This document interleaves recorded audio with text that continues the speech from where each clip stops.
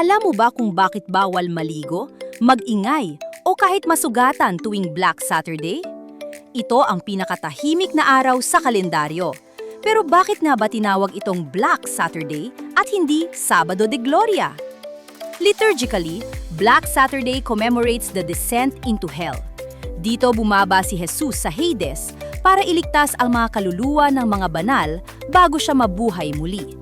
Kaya sa Pilipinas, naniniwala ang marami na patay ang Diyos sa araw na ito.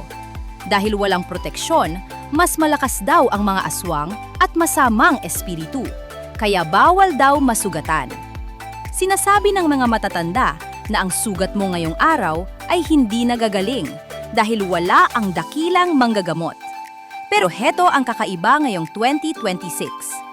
Ang Black Saturday ay sumasakto sa paglitaw ng pink moon o ang April full moon sa ating langit.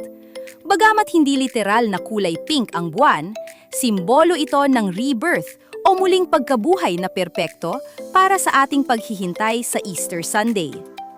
Alam mo ba na ito lang ang tanging araw na walang misa sa buong mundo hanggang mamayang gabi?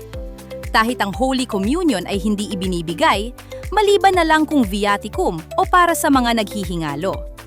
Ang tawag na Sabado de Gloria ay nagsisimula lang sa oras ng Easter Vigil Mass sa gabi kapag kinanta na ang Gloria at pinatulog na muli ang mga kampana. At dyan papasok ang tradisyon nating mga Pinoy na pagtalon para tumangkad. Sa tingin mo, tumangkad ka ba nung ginawa mo to? Ang dilim ng Black Saturday ay paghahanda lamang para sa liwanag ng muling pagkabuhay. Isang paalala na sa gitna ng katahimikan, may nagaganap na himala.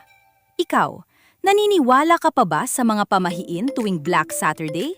O para sa iyo ba ay sapat na ang tahimik na pagninilay?